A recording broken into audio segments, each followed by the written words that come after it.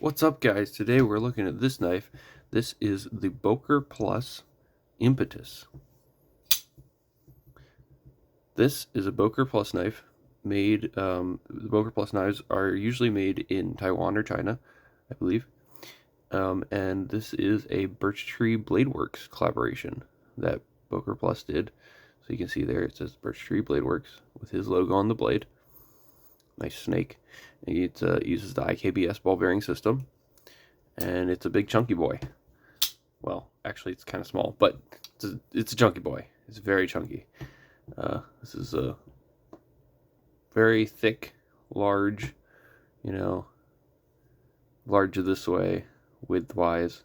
As you can see, it's a frame lock, but it's got an overlay on the side here. So it's more like a liner lock, but a really thick one. You see how thick that liner is. It's got a 440C steel blade. This is an old model, an old Boker Plus. This is not new. This is an older model that it's been discontinued for a long time, and they're kind of hard to find now. But it's a really cool design, and I really like it. It's super comfy in the hand. You've got these bolsters with these thick steel liners, and nice pocket clip. This is G10. On the back here, these scales are both G10. And you can unscrew them and pull them off and to get to the liners. But I thought it'd be cool to make like custom scales for it. I bet you could probably do that. That'd be kind of cool. It's got this nice backspacer, this jimping here. It's kind of nice. This pod clip works pretty well. It's not bad. Flipper tab is all right. It has a really light detent, as you can tell. You can fail this thing so easily, and it drops out. Like, you'd almost shake it out. Yeah, maybe not, but yeah, it has a lighter detent, so you really gotta like give it a lot of oomph or push button it. It's more of a push button detent than a light switch. If you push button it, it's not bad though. It works pretty well. It's got this nice jimping spot for your thumb, lands on there, and it really fills your hand. And I get all 4 fingers on here, even though it's only a 3.25 inch blade. It's got enough handle that you can get your whole hand on there, whole fist grip, just barely. I mean, this one's almost fallen off the end, but you can get the whole hand on there, and it feels really comfy. This is a super nice model. It's really thick, definitely thicker than other knives, and it's smooth too. It's pretty smooth. It drops shut because that blade is so thick. You can see how thick this blade is. That is a thick blade stock right there. That is not messing around when they did that. You can see flips pretty well when you actually get it out, because it has a light detent, but it's nice. This is hollow ground, actually, slightly hollow ground, so it actually slices pretty well. It's not actually super thick. It actually slices okay. You see here, you don't have much of a tip because it's like a sheep's foot kind of blade, curved sheep's foot.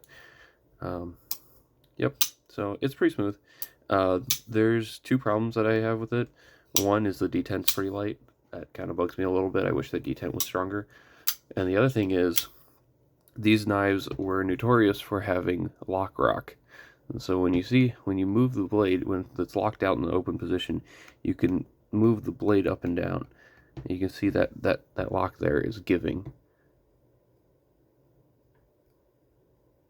And that's what we call lock rock. And so this knife does have lock rock. Which isn't a huge issue, because I've tried banging on this really hard, and I've tried disengaging it when it's open, and I haven't been able to get it to do that. It just slips a little bit when it is open. So that's an issue that I have with this knife. It's really the only thing that actually bugs me. When it's open, you can hear it too. But I've never had it disengage, and the flipper tab allows it, so it can't on your hand anyway, so I'm not super worried about it failing. But that's just something that came on a lot of these models. A lot of these had lock rock. Let's do some size comparisons.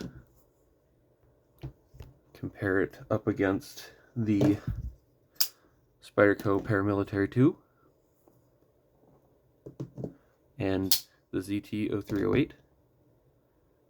There you go. You can see it's a smaller-ish knife. A little bit smaller than both of those. I'd consider it medium-ish, because it's over 3 inches anyway. 3-inch blade anyway. And then I'll compare it to the Bug Out and the QSP Penguin. So you can see there it's slightly bigger than those. You actually get about the same blade length as a bug out. Yeah, almost exactly same blade length as a bug out. Cutting edge anyway. So yeah, talking about a bug out size, but way overbuilt, because I mean, look at it this way. Yeah, it's thick. So you definitely tell it's got some chunkiness in there. And then we'll also compare it to some other Boker knives.